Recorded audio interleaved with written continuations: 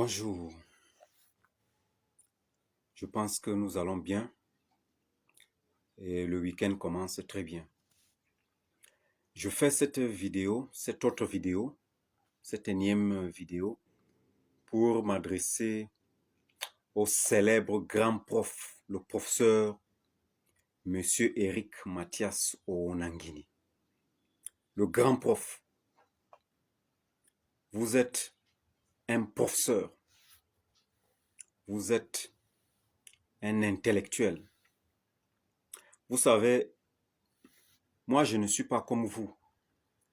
Je n'ai pas accès au plateau de télévision où je peux aller discuter avec vous, où on peut faire un face-à-face ou bien constituer le même panel. Je n'ai pas cette possibilité-là. Je n'ai même pas ce niveau. Mais je dis merci à Dieu, merci à Facebook, parce que par ce biais, je peux parler, je peux m'adresser aux gens comme vous, je peux m'adresser aux membres de mon gouvernement, je peux m'adresser à tout le monde. Et je voudrais donc profiter de cette occasion pour m'adresser à vous, puisque je ne peux pas être devant vous. Je ne peux pas être sur un plateau de télévision avec vous. Encore que même si on me demandait, je ne sais pas si je pourrais tenir. Mais ici, je suis libre. Je veux parler parce que je n'ai pas peur. Je ne suis pas non plus stressé. Vous êtes un homme de droit.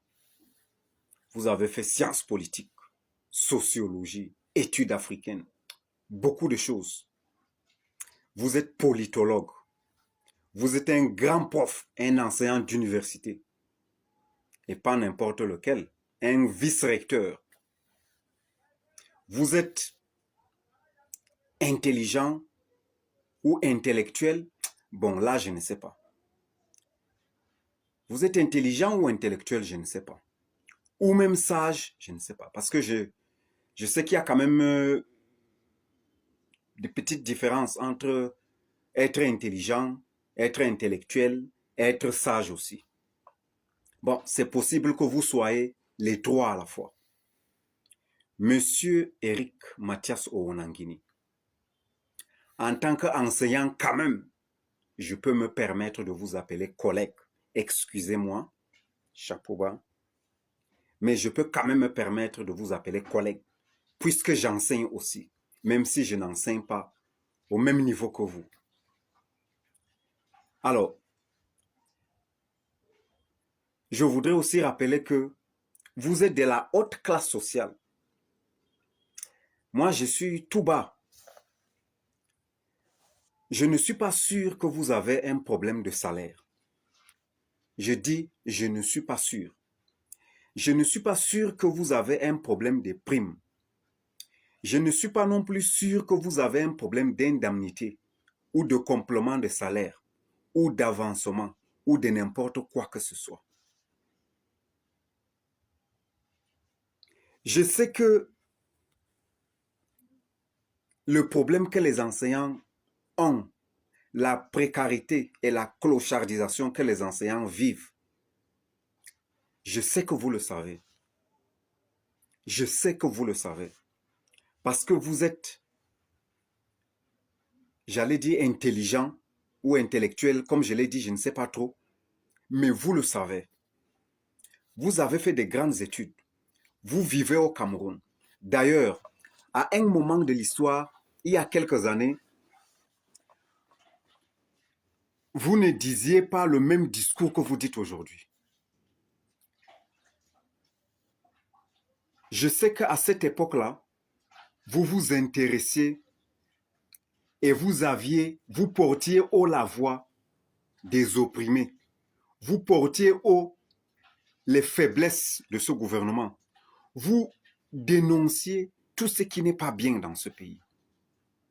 Mais aujourd'hui, peut-être par votre sagesse, ou c'est par votre intelligence, ou c'est par votre intellectualité, non, par votre intellect, vous avez changé de camp. Aujourd'hui, vous défendez ce que hier, vous étiez en train de condamner. Bon, ça c'est votre choix. Mais je voudrais vous dire, grand prof, de grâce, grand prof, c'est que les enseignants, le combat que les enseignants, vos collègues, souffrez d'entendre ça. Le combat que vos collègues sont en train de mener est un combat noble, est un combat réel, est un combat légitime. C'est un combat de la cause nationale. Nous formons des Camerounais. Vous-même, avant de devenir intellectuel comme vous êtes, avant d'être grand prof, avant qu'on ne vous appelle politologue ou je sais pas, sociologue, quelqu'un qui a fait des études africaines, tout ça là, vous êtes passé par nous, même si ce n'est pas moi, vous êtes passé par un enseignant. Et ce sont ces enseignants-là qui souffrent aujourd'hui. C'est donc ces enseignants-là qui souffrent. C'est lui par qui vous êtes passé pour être ce que vous êtes. C'est lui par qui vous êtes passé pour être recteur aujourd'hui, grâce à leurs enseignements. Monsieur le grand prof, comprenez une chose. Vous parlez, vous aussi, de la récupération politique. Vous parlez, vous aussi, de comment on a appelé ça? Vous pensez que le combat que nous sommes en train de mener a une base politique. Donc, c'est comme si derrière, il y a quelqu'un qui nous pousse. Oui, il y a quelqu'un. Mais ce quelqu'un-là, c'est la faim, grand prof. Ce quelqu'un-là, c'est l'argent, grand prof. Ce quelqu'un-là, c'est la misère, grand prof. Ce quelqu'un-là, c'est la pauvreté, grand prof. Ce quelqu'un-là, c'est la faim, grand prof. Pourquoi c'est difficile de comprendre? Vous êtes intelligent. Pourquoi c'est difficile de comprendre? Pourquoi vous voulez tout prendre comme problème politique? Pourquoi vous voulez toujours dire et penser que tout ce qui se passe, même quand c'est vrai, c'est un problème d'ordre politique? Non, non, ce n'est pas normal. Alors, si vous ne voulez pas que tout soit pris comme une base politique, c'est à vous. Gérez les problèmes. Si vous ne voulez pas que les opposants, vos opposants considèrent ou alors fassent de ça une récupération politique, réglez les problèmes des enseignants. C'est vous qui leur donnez la possibilité de faire de ça une récupération politique. Permettez-nous de bien vivre. Permettez la bonne gouvernance. Comme vous l'aviez dit il y a quelques années, vous disiez que le Cameroun, le pays était mal géré. Il y avait une mauvaise gouvernance. C'est ce que vous disiez. Curieusement, aujourd'hui, vous ne dites pas quand même que la gouvernance est devenue bonne, mais vous semblez ne plus... Vous défendez maintenant ce gouvernement que vous étiez en train de condamner hier. Grand prof, moi, je ne peux pas discuter avec toi parce que je sais que je ne suis pas intelligent. Parce que je sais que je ne suis pas sage, parce que je sais que je ne suis pas grand prof comme toi. Moi, je n'ai pas fait des grosses études. Non, j'ai le petit là. Mais je n'ai pas besoin de faire des grandes études pour savoir que le pays va mal. Je n'ai pas besoin de faire des grandes études pour comprendre que les enseignants souffrent. Je n'ai pas besoin d'être intellectuel pour savoir que ce pays est mal gouverné et mal géré. Non, je n'ai pas besoin. Je n'ai pas besoin de faire des grandes études pour dire que non, c'est une récupération politique. Non. Si vous ne voulez pas qu'on fasse de cette grève une récupération politique, alors c'est à vous de demander à ces gens-là de mieux faire les choses.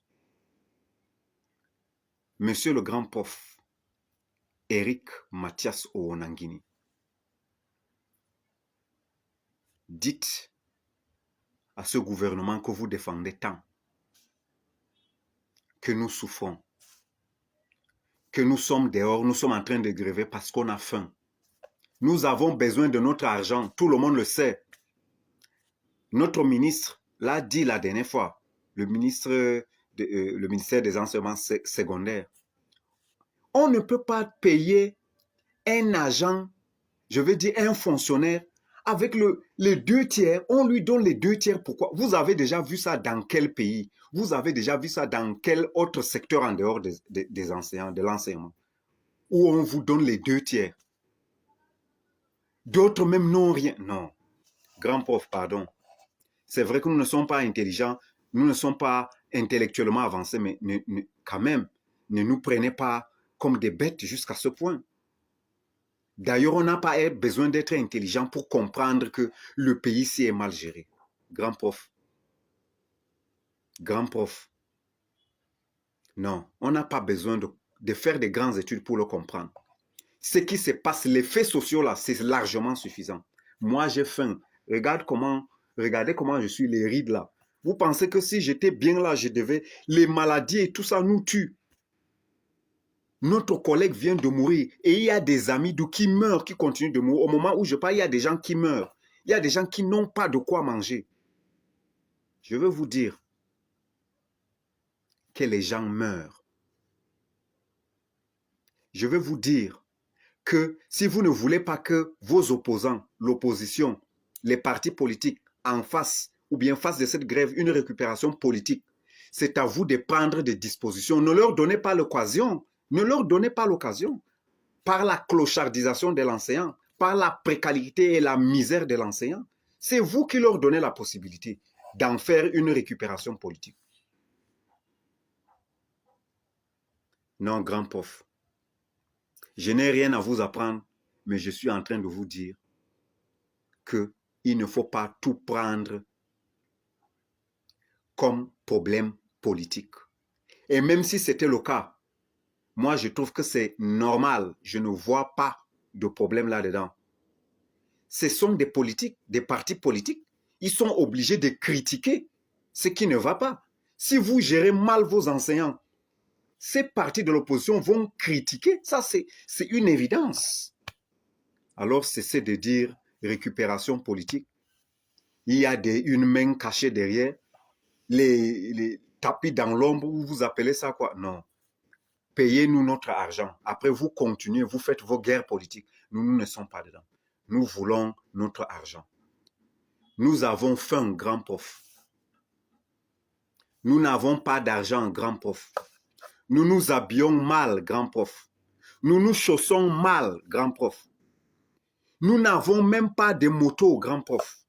Même des vélos, nous n'en avons pas. Vous êtes dans les voitures. Vous êtes des recteurs.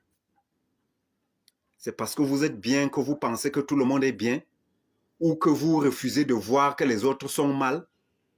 Non. Ce n'est pas ça, grand prof. Ce n'est pas ça. Je pense que vous allez recevoir cette vidéo. Vous allez la suivre. Si ça vous plaît, vous allez répondre. Si ça ne vous plaît pas, vous n'allez pas répondre. Mais je pense que mon message est passé. Et je suis sûr que par des partages, vous allez voir ça quelque part dans les réseaux sociaux. À bon entendeur, salut.